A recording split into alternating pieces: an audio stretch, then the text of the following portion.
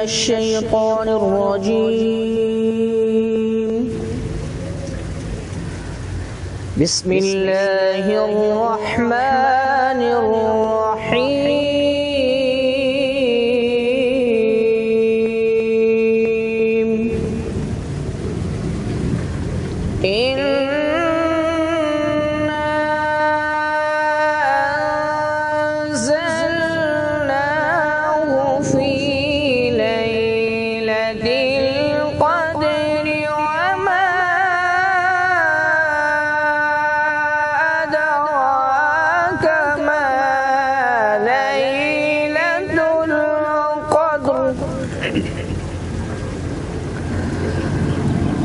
ليلة القدر خير من ألف شهر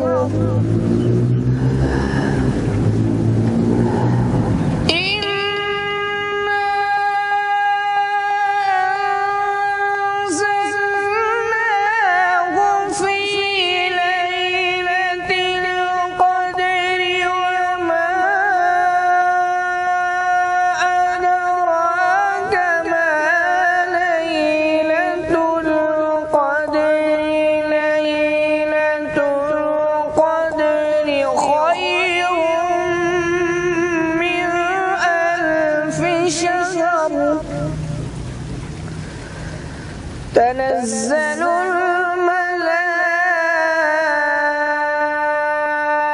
الملائكة والروح فيها بإذن ربهم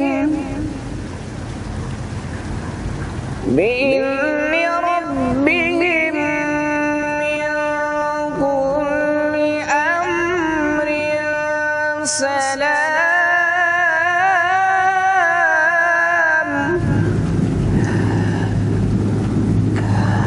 تنزل الملائكة والروح فيها بإذن ربهم من كل أمر سلام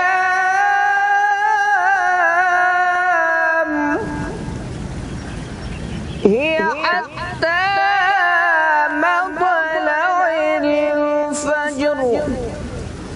صدق اللہ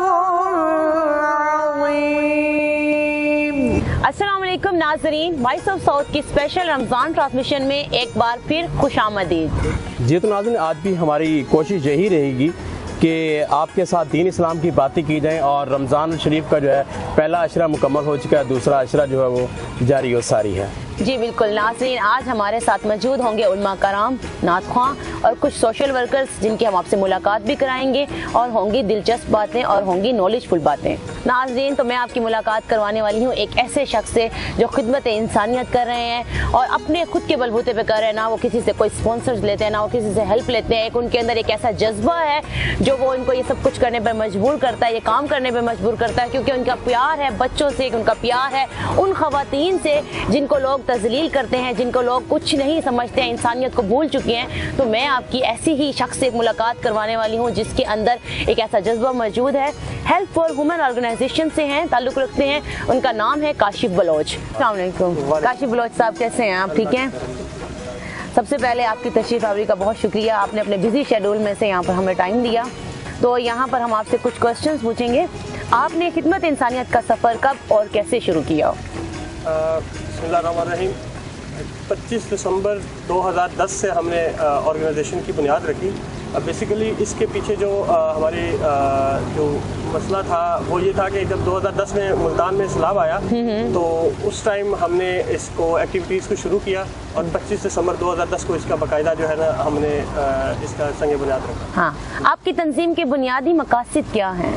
ہماری تنظیم بیسیکلی جو ہے وہ تحفظ انسانیت کے اوپر کام کر رہی ہے، انسانی حقوق کے حوالے سے کام کر رہی ہے، बच्चों की तालीम के हवाले से हम लोग काम कर रहे हैं और गुर्बत के खात्मे के लिए हम अपने तय जो है कोशिश कर रहे हैं। गुड, बहुत अच्छी बात है। अब तक आपने कौन से बड़े बड़े प्रोजेक्ट्स किए हैं? हमारी ऑर्गेनाइजेशन एजुकेशनल प्रोजेक्ट कर रही है शम्मे रोशन, जिसमें हम लोग स्लम स्कूलिंग के ऊपर काम करते हैं और जो पेरिफेरल एरियाज होते हैं, बैकवर्ड एरियाज, वहाँ पे हम बच्चों को फ्री ट्यूशन सेंटर्स कायम करके देते हैं और उसके अंदर टीम और बेसहारा बच्चों को जो है एजुकेशन प्रोवाइड करते हैं। और उसके अलावा हमारी ऑर्गेनाइजेशन ब्लड डोनेशन पे काम कर रही है अवेयरनेस के हवाले से, ब्रेस्ट कैंसर के अवेयरनेस के हवाले से हम लोग काम कर रहे हैं और हेपेटाइटिस सी के हवाले से अवेयरनेस सेशंस कर रहे हैं। और लिविंग ग्रीन हमारा जो है वो क्लाइमेट चेंज के हवाले से एक प्रोजेक्ट है जिसके अंदर हम शजरकारी मुहिम करते हैं और आगाही देते हैं। आप इतने सारे वर्क्स कर रहे हैं, समाजी काम कर रहे हैं, आपको क्या लगता है इसमें सबसे बड़ा चैलेंज क्या है? सबसे बड़ा चैलेंज जो है इसमें जो आजकल का जो माहौल है उसके अंदर तो फंडिंग का सबसे बड़ा मसला होता है। अच्छा। क्योंकि हम जो भी प्रोजेक्ट्स करते हैं वो सेल्फ फाइनेंसिंग पे करते हैं। हमारे कुछ टीम मेंबर्स हैं जो इसमें हमें सपोर्ट कर रहे हैं या हमारे कुछ टीचर्स हैं, तो हम ये सारे प्रोजेक्ट्स साथ साथ लेके चल रहे होते हैं। हमारे पास डिजर्विंग लोगों की तादाद ज़्यादा है जबकि हमारे रिसोर्सेज जो है वो लिमिटेड है। अच्छा, आपकी तंजीम में जो मतलब आपके लिमिटेड लोग तो हैं, स्टाफ है जो आपके साथ वर्क कर रहा है, अगर कोई और आम पब्लिक आपके साथ इसमें हिस्सा लेना चाहती है, जो ये जज्बा रखती है, तो वो किस तरह से आपके साथ अटैच हो सकते हैं? बिल्कुल, इसमें हमने ओपन है, हमारा कोई भी मेंबरशिप ले सकता है। अच्छा। उसका क्राइटेरिया ये होगा कि वो मतलब उसकी उम्र 18 साल से ज़्यादा होनी चाहिए और पाकिस्तान का नेशनल हो, शनाख्ती कार्ड बना हो उसका। अच्छा। और उसके बाद ये है कि कोई भी स्टूडेंट हो या कोई किसी भी उसका मतलब शोभा है जिंदगी से उसका ताल्लुक हो, वो इसके साथ हमारे साथ पार्टिसिपेट कर सकता है। मसले हल करने से आपको क्या महसूस होता है, क्या तरगीब मिलती है, या लोगों को आप क्या मैसेज देना चाहेंगे इसके बारे में? देखें, हदीस शरीफ है या आयत है, मुझे अभी सही कंफर्म नहीं है, जिसने एक इंसानियत की जान बचाई गोया उसने पूरी इंसानियत की जान बचाई। तो हम सिर्फ इस चीज़ को लेके आगे चल रहे हैं। बहुत सी ऑर्गेनाइजेशंस काम कर रही हैं, लेकिन हम जो है इस जो है ना इस आयत या हदीस के मफ़हूम के हिसाब से काम कर रहे हैं। ये माशाल्लाह आप बहुत सारे वर्क्स कर रहे हैं, काफ़ी सारे लोगों को आपकी वजह से सपोर्ट मिली है, बहुत सारी लाइफ मिली है, बच्चों को एजुकेशन मिल रही है। तो इन फ्यूचर आपको लगता है कि इस चीज़ को आप इंक्रीज़ करेंगे, मुस्तकबिल में कुछ न्यू प्लानिंग्स होंगी आपकी, कोई प्रोजेक्ट्स न्यू आप लोग क्रिएट करेंगे? इंशाल्लाह हम लोग कोशिश कर रहे हैं। हम जो अपना मैसेज है वो सोशल मीडिया के ज़रिए और हमारे जो दोस्त अहबाब हैं उनके ज़रिए हम अपना मैसेज जो है वो कन्वे कर रहे हैं। तो इंशाल्लाह फ्यूचर में हम जो है कुछ अच्छे प्रोजेक्ट्स मज़ीद लॉन्च करेंगे। इसमें हम जो है हेल्थ के हवाले से फ्री डिस्पेंसरीज का काम करेंगे। हाँ। और ऑर्फनेज का हमारा प्लान है। अच्छा। और ट्यूशन सेंटर्स। हाँ। और इसमें अभी जो इंशाल्लाह ईद के बाद ही हम लोग जो है पाकिस्तान स्वीट होम्स में बच्चों के लिए लिटरेसी प्रोग्राम और डिजिटल मार्केटिंग के कोर्सेज लॉन्च करेंगे। अच्छा, जहाँ पर देखी जाती है कि महंगाई बहुत ज़्यादा है, वहाँ पर लोगों की जायदादें भी बहुत बड़ी हैं, वहाँ पर लोगों के पास इतना पैसा है लेकिन उनको ये नहीं पता कि इन्वेस्टमेंट कहाँ करें, और वो करना भी चाह रहे होते हैं। उनका दिल भी चाह रहा होता है कि कुछ ऐसे काम करें हम जिससे हमें एक ज़ाती सुकून मिलता है ना, क्योंकि नेकी का काम है। जब आप किसी को एजुकेशन के लिए कुछ आप स्पॉन्सर करते हैं, कोई फ़ी पे करते हैं, तो आपको एक ज़ाती सुकून महसूस होता है। इसी तरह बहुत सारे लोग पढ़े हैं लेकिन उनको आइडिया नहीं होता। वो मतलब क्या होता है कि 2 नंबर लोग फेक लोगों में फंस के पैसे फंसा देते हैं और कुछ उनको वहाँ से फ़ायदा हासिल ही नहीं होता। अब जिस तरह आप लोगों की एक जेन्युइन है, एक बिल्कुल ओरिजिनल है ना, एक ऑर्गेनाइजेशन जिस पर आप वर्क कर रहे हैं, तो उन लोगों को आप मैसेज दें जो आपके साथ अटैच हो, जिनके पास वाकई इन्वेस्टमेंट भी है, पैसे भी हैं, और वो अटैच हों एक बिल्कुल ओरिजिनल ऑर्गेनाइजेशन के साथ। क्या पैगाम देना चाहेंगे आप? पैगाम यही देना चाहूँगा कि अगर आपने किसी को भी चैरिटी करनी है तो उससे पहले आपको उसकी वेरिफिकेशन करना बहुत ज़रूरी है। हाँ। उसके लिए आपके पास पंजाब गवर्नमेंट का इदारा है, उनकी वेबसाइट से आप किसी भी ऑर्गेनाइजेशन को वेरीफाई कर सकते हैं। अगर वो वेरीफाई है और बैंड ऑर्गेनाइजेशन में शामिल नहीं है तो उनको चैरिटी करनी चाहिए, और उसका बैकग्राउंड चेक बहुत ज़रूरी है। हाँ। ताकि आपकी खैरात सदकात जो भी है हाँ। वो एक नेक अमल में उनको इस्तेमाल किया जाए और उसका अजर आपको मिले। अगर आपने सदका खैरात कर दिया है लेकिन आपको ये नहीं पता कि वो किन हाथों में गया है और वो आया के मुस्तहिक तक पहुंचा है या नहीं, तो मैं नहीं समझता कि फिर उसका कोई फ़ायदा होगा। आपने जो हकदार का हक है उसके मतलब उसके घर तक पहुंचाना है, ये हमारी जिम्मेदारी होनी चाहिए। अच्छा, मेरा आपसे काशिफ साहब आपसे लास्ट क्वेश्चन मेरा ये है कि हेल्थ फॉर वुमेन ऑर्गेनाइजेशन में आप वर्क कर रहे हैं और उसमें डिफरेंट प्रोजेक्ट्स कर रहे हैं, बच्चों के साथ भी हैं, लेडीज़ भी हैं, और उसमें ओल्ड एज होम का भी आप कहा जाता है। तो जो लोग आपको देख रहे हैं अगर वो आपकी हेल्प करना चाहते हैं वो किस तरह से कर सकते हैं, ये एक मैसेज आप उनको बताएंगे? جی وہ ہمارے سوشل ہینڈل پر کانٹیکٹ بھی کر سکتے ہیں، فیس بک پر، ٹویٹر پر، انسٹاگرام پر، لنکڈ ان پر ہمارے جو پیجز ہیں وہ اویلیبل ہیں، اور وہاں سے ان کو کانٹیکٹ ڈیٹیل بھی مل جائے گی۔ اگر کوئی پرسن جو ہے وہ ہمارے آفیشیل بینک اکاؤنٹ میں کچھ ایڈ دینا چاہ رہا ہے، اور جو بھی آپ کی ایڈ یا جو بھی ڈونیشنز ہوں گے اس کو آپ لوگ ویریفائی بھی کر سکتے ہیں، اور اس کا جو آرگنائزیشن کا بینک اکاؤنٹ ہے وہ ڈیٹیل آپ کے ساتھ شیئر کی جائیں گی۔ بہت شکریہ، ہمارے ساتھ موجود تھے کاشف بلوچ صاحب۔ تو نیکسٹ سیگمنٹ کی جانب ہم بڑھتے ہیں۔ جی تو ناظرین، اب میں دعوت دینا چاہوں گا نعت رسول مقبول صلی اللہ علیہ وسلم کے لیے محمد حسیب اتاری کو۔ نعت پڑھتا ہوں تو آتی ہے مہک طیبہ کی، نعت پڑھتا ہوں تو آتی ہے مہک طیبہ کی، میرے لہجے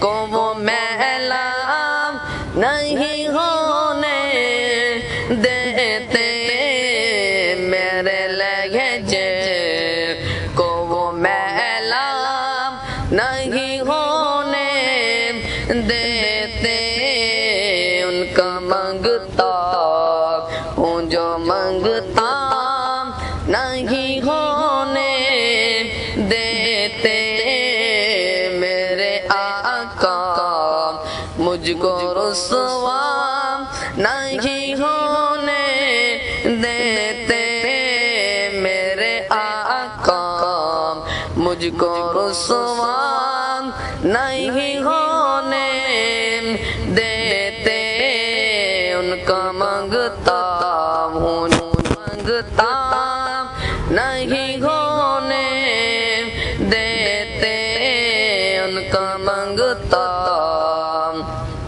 حکم کرتے ہیں تو ملتے ہیں مقتے شاکر، حکم کرتے ہیں تو ملتے ہیں مقتے شاکر، اپنے منگتوں کو وہ تنہا نہیں ہونے دیتے، اپنے منگتوں کو وہ تنہا نہیں ہونے دیتے، میرے آقا مجھ کو رسوا نہیں ہونے دیتے، ان کا منگتا ہوں جو منگتا نہیں ہونے دیتے، ان کا منگتا۔ رمضان ایک تاریخی ماہ ہے۔ اگر اسلام کی تاریخ میں نظر دوڑائی جائے تو دیکھا جاتا ہے کہ رمضان میں بہت سارے ایسے واقعات ہوئے ہیں جس سے ہمیں بہت کچھ دیکھنے کو ملتا ہے، بہت کچھ سیکھنے کو ملتا ہے۔ اور علامہ صاحب سے بھی میں یہ کوشچن پوچھوں گی، 10 رمضان 60 ہجری کو حضرت امام علیہ السلام کو کوفیوں نے خطوط کے ذریعے بلایا، پیغام بھجوایا، اور یہاں پر ان کی آمد شروع ہوئی خطوط کے ذریعے، تو اس کے بارے میں آپ کیا کہنا چاہیں گے؟ بسم اللہ الرحمن الرحیم، الحمدللہ رب العالمین۔ آپ نے جیسے فرمایا کہ ماہ رمضان برکتوں کا مہینہ ہے، اور اس کے اندر قرآن مجید بھی نازل ہوا ہے، اور اگر ہم تاریخی حوالے سے دیکھیں تو اسلام کے اندر یہ بہت معنویت رکھتا ہے، کیونکہ جو اسلام کے اوپر مشکل وقت آن پڑا تو کوفیوں نے خط لکھنا شروع کیے امام حسین علیہ السلام کی طرف۔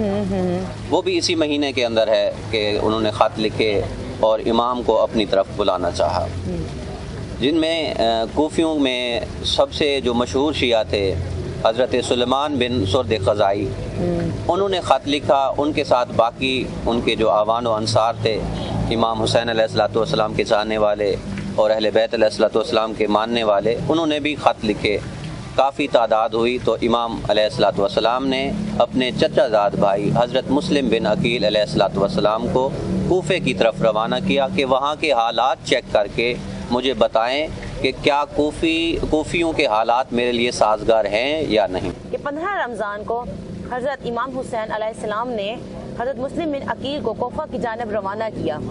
تو یہ ڈیٹیل اس کے بارے میں تھوڑی سی آپ ہمیں بتائیں گے. خطوط کی تعداد بہت زیادہ ہو گئی تو امام علیہ السلام نے اپنا سفیر بھیجنا چاہا اور اس کے لیے منتخب کیا اپنے چچا زاد بھائی اور بہنوئی حضرت رقیہ سلام اللہ علیہ، ان کے شوہر نامدار کو، حضرت مسلم بن عقیل علیہ السلام. ان کی عمر اس وقت 40 سال تھی. مسافت طے کرتے ہوئے جب وہ پہنچے وہاں پر تو تقریباً 80,000 یا 30,000 اس کے قریب لوگوں نے آپ کی بیعت کی. اچھا. اس کے بعد جب بیعت بڑھنا شروع ہوئی تو مسلم بن عقیل علیہ السلام نے امام کی طرف خط بھیج دیا کہ کوفی واقعی آپ کے ماننے والے ہیں اور ان کو آپ کی ضرورت ہے تو آپ تشریف لے آئیں، آپ کے لیے حالات سازگار ہیں. اس وقت جو کوفے کا گورنر تھا وہ نعمان ابن بشیر تھا، جو کہ اگر دیکھا جائے تو وہ حضرت مختار ثقفی جو کہ قبیلہ ثقفی خاندان سے بہت بڑے سردار ہیں، وہ ان کے داماد ہیں نعمان ابن بشیر کے. تو وہ اتنا نرم گوشہ تھے کہ جو حالات ہوتے رہے تو وہ اس کے لیے خاموش رہے. نعمان ابن بشیر جیسے یزید کو یہ بات پتہ چلی تو اس نے اپنے جیسا فاسق و فاجر ایک ظالم حکمران عبید اللہ ابن زیاد کو کوفہ کے گورنر کے طور پر بھیجا. اور جیسے ہی عبید اللہ ابن زیاد آیا تو اس نے ایک شوشہ کوفے کے اندر اڑا دیا کہ شام سے ایک لشکر آنے والا ہے جو کوفیوں کو تہس نہس کر دے گا. اس ڈر کے مارے کوفی جو ہے وہ امام کے سفیر کو چھوڑنا شروع ہو گئے، مسلم بن عقیل کو. اور حضرت مختار ثقفی، ان کی بھی 14 رمضان المبارک کو شہادت ہے. یہ بھی بہت بڑے شیعہ تھے، محب علی تھے، اور ان کو اللہ پاک نے امام حسین علیہ السلام کے کافروں جو قاتلوں کو کیفر کردار تک پہنچانے کے لیے اللہ نے منتخب کیا انہیں.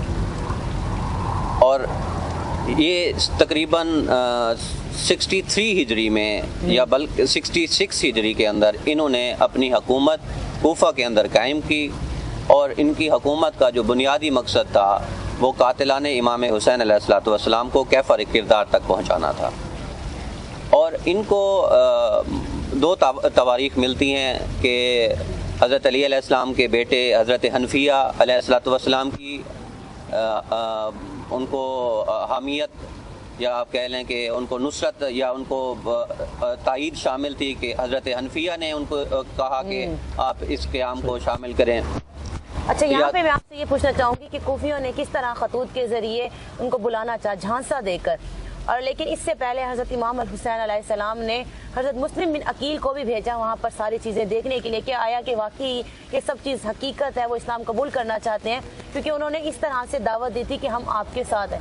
وہاں پر جب وہ پہنچے تو کچھ ٹائم وہ لوگ صحیح رہے تھے، ان کے ساتھ ان کا جو رویہ تھا ان کے ساتھ وہ ٹھیک رہا. کتنے ٹائم بعد وہ یہ سب چیزیں سٹارٹ کی، انہوں نے اپنی اصلیت کتنے ٹائم بعد لے کر آئے؟ جی تقریباً 5 شوال تک تو امام حسین علیہ السلام کے چاہنے والوں کی، جب تک نعمان ابن بشیر گورنر رہا اس وقت تو امام حسین علیہ السلام کے چاہنے والے برسر اعلان آتے رہے اور امام کے سفیر پر بیعت کرتے رہے.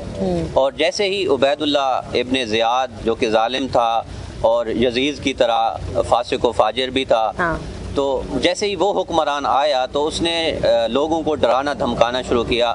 اس کے بعد جن شیعوں نے خط لکھے تھے ان کو اس نے قید کرنا شروع کر دیا، جن میں مختار ثقفی بھی شامل ہیں اور بڑے بڑے نامور سلمان ابن سرد خزائی اور ان کے اور بھی جو جنہوں نے خطوط لکھے تھے. اکثریت کو یا تو قید کرا دیا، جن کو قتل کر سکتا تھا ان کو قتل کر دیا. تو وہ جیسے انہوں نے خط لکھے تھے آخر ٹائم یہ کہتے ہیں کہ کوفیوں میں وفا نہیں ہے، کوفی لا یوفی، یہ بات نہیں ہے. کوفیوں نے وفا کی ہے. وفا کس طرح کی ہے وہ حضرت مختار ثقفی کی وفا کو دیکھ لیں کہ انہوں نے قاتلان امام حسین علیہ السلام کا بدلہ لیا ہے اور ان کو کیفر کردار تک پہنچایا ہے. وہ بھی ایک کوفی ہیں. ان کو آئیڈیا نہیں تھا، ان سے بھی ایک دھوکہ دے کر یہ خط لکھوائے گئے نا، تاکہ ان پر ایک یقین کیا جائے. ان کو دھوکہ دیا گیا، لیکن جب وہ پہنچ گئے اس کے بعد ہی یہ سارا سلسلہ انہوں نے شروع کیا. جی آپ کہہ سکتے ہیں کہ ان میں سے کچھ لوگ ایسے تھے جو مال و زر کے भिखारी थे या सिर्फ उसको पूजा करने वाले थे, सिर्फ वो लालच में आ गए, कुछ लोग ऐसे शामिल थे। अच्छा। लेकिन जो हकीकत में इस्लाम को मानने वाले थे, मुसलमान थे, मुहब्ब अहले बैत थे, उनको या तो इब्न ज़ियाद ने इतना जालिम था या तो अपने कैद खाने में कैद करा दिया। खुद जब हज़रत मुख्तार सकफ़ी को दरबार में बुलाया तो आप चूँकि बहादुर थे, आपके वालिद जो थे हज़रत अबू उबैद सकफ़ी जो खलीफा दोम के दौर में जंगजू, बहुत अजीम जंगजू थे और इराक़ के अंदर वो शहीद हुए हैं जंग करते हुए खलीफा दोम के दौर में। तो उनके बेटे थे हज़रत मुख्तार सकफ़ी। उनकी आँखें इतनी बहादुर आँखें थीं कि इतनी आप कह लें कि आप कह लें कि उनके अंदर रोब था इतना। जैसे ही वो दरबार में दाखिल हुए तो उबैदुल्लाह इब्न ज़ियाद डर गया और उसने कहा कि मैंने ये चीज़ तय की हुई है कि जो चीज़ मुझे डराएगी मैं उसे नहीं छोड़ूंगा। उसने आपके आँख के ऊपर अपनी असा को मारा, आपकी आँख ज़ख्मी हो गई और उसके बाद हज़रत मुख्तार सकफ़ी को कैद कर दिया। और हज़रत मुख्तार सकफ़ी की जो बहन थी वो खलीफा दोम के बेटे हज़रत अब्दुल्ला बिन उमर की ज़ौजा थी। फिर आपकी रिहाई जो हुई, यानी उबैदुल्लाह इब्न ज़ियाद को यज़ीद की तरफ से ख़त आया, चूँकि वहाँ पर मुशीर थे हज़रत अब्दुल्ला बिन उमर यज़ीद के, तो वहाँ से ख़त आया कि मुख्तार सकफ़ी को रिहा किया जाए।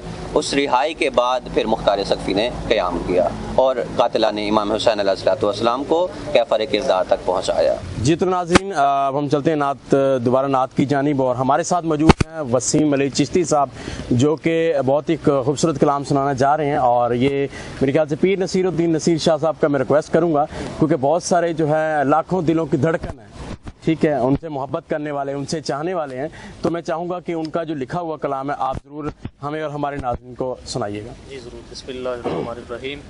दुरूद पाक बआवाज़ बुलंद पढ़ लीजिए। अल्लाहुम्मा सल्लि अला मुहम्मदिन व अला आलि मुहम्मदिन व बारिक वसल्लिम।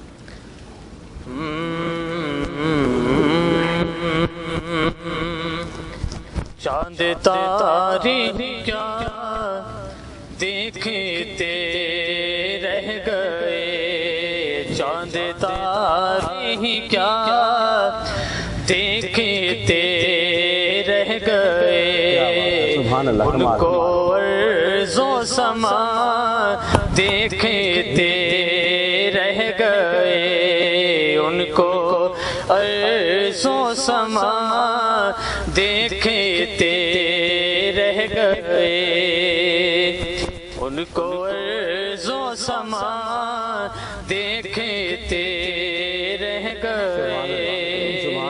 वो गए अर्श पर और रूहुल अमीन, वो गए अर्श पर और रूहुल अमीन,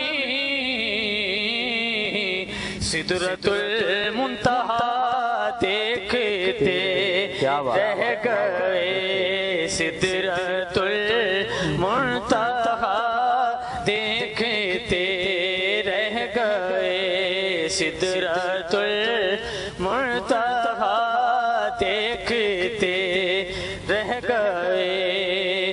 क्या खबर किसको कब जामे को सर मिला, क्या खबर किसको कब जामे को सर मिला, हम तो उनकी अदा देखते रह गए, हम तो उनकी अदा देखते रह गए। और काबिल तवज्जो शेर, नेको बद पर हुआ उनका यकसा करम, नेको बद पर हुआ उनका यकसा करम, लोग अच्छा बुरा देखते रह गए, लोग अच्छा बुरा देखते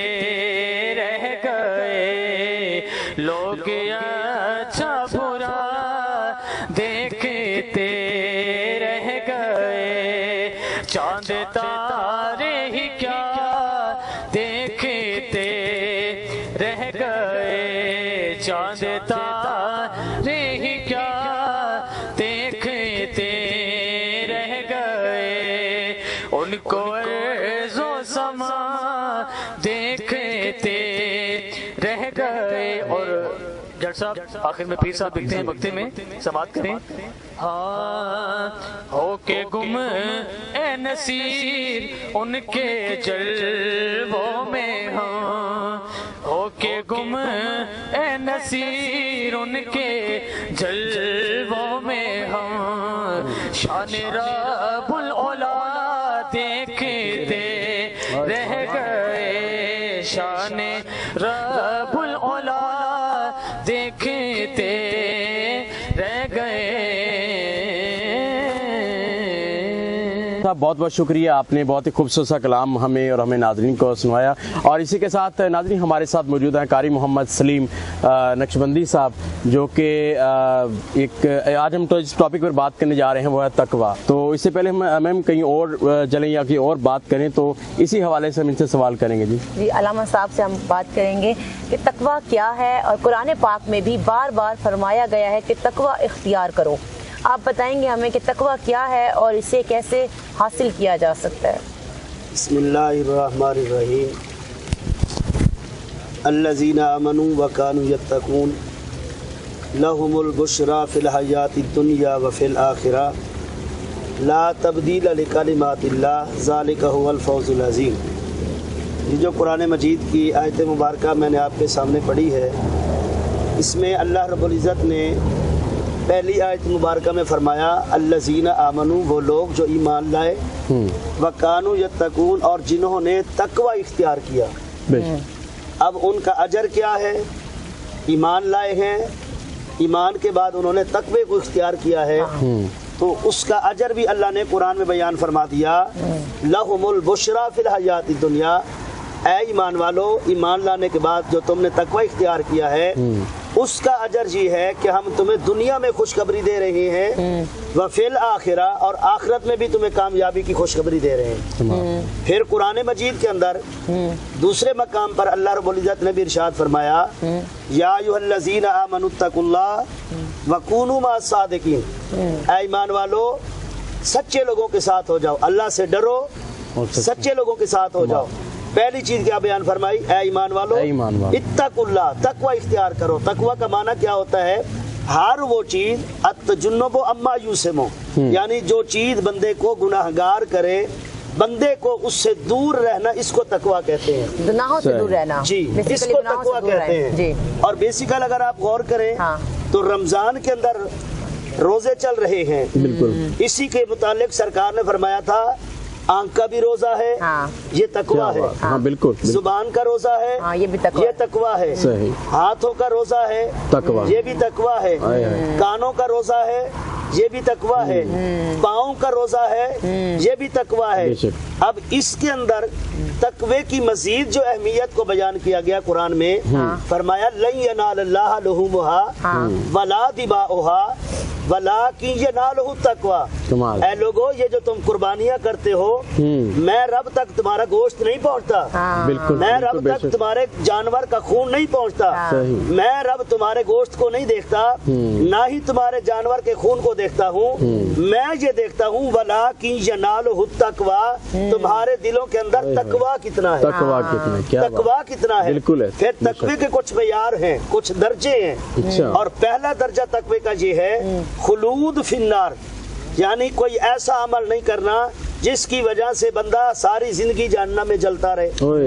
اور دوسرا تقوی کا درجہ یہ ہے کہ جو اللہ تبارک و تعالیٰ کی طرف سے سرکار علیہ الصلوۃ والسلام فرائض و واجبات نوافل لے کر آئے ہیں, ان تمام کو صحیح معنوں میں ادا کرنا, یہ بھی تقوی ہے. اور پھر تقوی کا جو تیسرا درجہ ہے وہ یہ ہے کہ انسان کا اگر دل کھلے تو اللہ کے لیے, کیا بات, انسان کی آنکھیں کھلے اللہ کے لیے, انسان کی زبان سے کوئی جملے نکلے صرف اللہ کے لیے, یہ تقویٰ ہے. اب آپ سے میں یہاں پر ایک اور سوال کرنا چاہوں گی. شرک کے حوالے سے قرآن پاک میں بار بار احکام آتے ہیں, شرک کسے کہتے ہیں, اور ہمارے معاشرے میں آج کل کس قسم کا شرک پیدا ہو رہا ہے؟ جی قرآن مجید میں اللہ رب العزت نے ارشاد فرمایا ہے ان اللہ لا یغفر ان یشرک بہ ویغفر ما دون ذلک. اللہ تبارک و تعالی نے فرمایا ہر بندے گناہگار کو میں بخش دوں گا وَيَغْفِرُ مَا دُونَ ذَلِكَ سوائے اس بندے کے جس نے شرک کیا ہوگا. اللہ یعنی شرک اتنی بڑی بدبختی کی سمجھ لیں علامت ہے. ان الشرک لظلم عظیم اللہ قرآن میں فرماتا ہے شرک ظلم عظیم ہے. صحیح. اور پھر قرآن مجید کے اندر اس مقام کو صرف ایک مقام پر نہیں کئی مقامات پر اللہ تبارک و تعالیٰ نے شرک کو بیان کیا ہے. اور شرک اصل میں پتہ کس کو کہتے ہیں؟ جی شرک کہتے ہیں کہ اللہ کے علاوہ کسی اور کی عبادت کرنا. صحیح. حالانکہ جماعت اہل سنت کا یہ متفقن علیہ عقیدہ ہے کہ ہم عبادت صرف خدا کی کرتے ہیں, اللہ کے علاوہ ہم کسی کو سجدہ نہیں کرتے. اور یہ بھی یاد رکھیں آپ کے پلیٹ فارم سے دیکھنے والے ناظرین کو, سننے والے سامعین کو میں یہ پیغام دیتا چلوں کہ ہمارا یہ عقیدہ ہے نہ کسی نبی کو سجدہ جائز ہے اور نہ ہی کسی ولی کو سجدہ جائز ہے. بالکل. اور نہ ہی ہم کسی مزار کو سجدہ کرنا جائز سمجھتے ہیں اور نہ ہی صاحب مزار کو سجدہ کرنا ضروری سمجھتے ہیں, جائز سمجھتے ہیں. صحیح. تو شرک جو ہے اچھا یہیں پر جو ہے وہ بعض اوقات جو ہے وہ جاتے ہیں مزارات پر, تو وہاں جا کے بعض اوقات کیا کر رہے ہوتے ہیں, وہاں سجدے کر رہے ہوتے ہیں, وہاں سجدہ ریز ہوئے پڑے ہوتے ہیں, تو کیا وہ جائز ہے؟ وہ بھی تو ایک قسم کا وہ ہے. وہی میں عرض کر رہا ہوں یہ جو مزارات کو سجدہ ہے جی ہمارے علماء نے لکھا ہے کہ مزارات کو سجدہ کرنا چاہے وہ سجدہ تعظیمی ہو بالکل چاہے وہ سجدہ عبادت ہو اللہ کے علاوہ کسی کو بھی سجدہ کرنا حرام ہے. بالکل. ہم اسی چیز کے قائل ہیں کہ سجدہ کریں تو صرف اپنے رب کو کریں, اللہ کے علاوہ کسی اور کو سجدہ نہ کریں. اچھا یہ ہمارے معاشرے میں جو ہے کافی قسم کا اس طرح کا شرک جو ہے وہ پیدا ہوا ہے, تو یہ کس قسم کے یہ معاملات ہیں, اس کو کیسے ختم کیا جا سکتا ہے, یہ اس سے کیسے جو ہے نپٹا جا سکتا ہے؟ دو چیزیں ہیں. پہلی چیز یہ ہے کہ معاشرے میں یہ جو چیزیں آئی ہیں, یہ جو پروان چڑھایا گیا ان چیزوں کو, اب کچھ لوگ جو جا کر مزارات کو سجدہ کرتے ہیں یہ ان کے کم علمی کی دلیل ہے. صحیح. علم نہیں رکھتے. جو صاحب علم ہیں, پڑھے لکھے لوگ ہیں, جو علم رکھنے والے ہیں, معرفت رکھنے والے لوگ ہیں, وہ اللہ کے علاوہ کسی کو بھی سجدہ نہیں کرتے. ان کے ہاں مزار کو سجدہ کرنا حرام ہے, چاہے وہ سجدہ تعظیمی ہو یا سجدہ عبادت ہو. کچھ لوگ ایسے ہوتے ہیں جن کا علم ایسا نہیں ہوتا, علم کی مہارت نہیں ہوتی, علم جانتے نہیں ہوتے, بس وہ یہ سمجھتے ہیں کہ صاحب مزار کم علمی کی وجہ سے جو ہے نا وہ عظیم ہستیاں, اس لیے وہ اس کی بارگاہ میں جھک جاتے ہیں. تو جھکنا سے رب کی بارگاہ میں بس اسی کو قرآن نے کہا واسجد واقترب, رب کے قریب ہونا چاہتے ہو تو اس کی بارگاہ میں جھکو. بہت شکریہ علامہ صاحب, آپ نے بڑے اچھا اور سادہ الفاظ میں جو ہے ہمارے ناظرین کو ایک شرک کے حوالے سے, تقوی کے حوالے سے بتایا. آپ کا آنا ہمارے لیے باعث فخر اور ہمارے اس پروگرام کو چار چاند لگانا. تھینک یو سو مچ. جی تو ناظرین یہ تھی ہماری special Ramzan transmission Voice of South کے ساتھ. امید نہیں یقین کرتا ہوں کہ آپ کو پروگرام جو ہے پسند آیا ہوگا. آخر میں جاتے جاتے ایک ہی ہمارا اشعار ہے جی کہ دنیا وچ رکھ بندیا تو ایسا بین کھلون, دنیا وچ رکھ بندیا تو ایسا بین کھلون کہ تو ہوئے تے حسن نہ ہوئے تے رون. آپ دیکھ رہے تھے وائس آف ساؤتھ اور آج ہمارے ساتھ موجود تھے علماء کرام اور ہمارے ساتھ موجود تھے کاشف بلوچ صاحب, اور ان سے بھی ہم نے بہت ساری دلچسپ باتیں کی ہیں. آپ ان کی ہیلپ کر سکتے ہیں, انہوں نے آپ کو ساری چیزیں بتائی ہیں اور لنک میں اور یہاں پر بھی آپ ہماری اسکرین پر بھی دیکھ سکتے ہیں. اور ہمارے ساتھ تعاون کیا ہے مساد بیوٹی کریم نے اور منہا بیوٹی کریم نے, اور اس کے ساتھ اسٹائل بائی مشو نے, بیبی پلپ کاسمیٹک نے, اور اس کے علاوہ آپ دیکھ سکتے ہیں یہ ریسٹورنٹ میں بھی ہم نے آپ کے ساتھ تعاون کیا ہے. اجازت دیجیے, اللہ حافظ.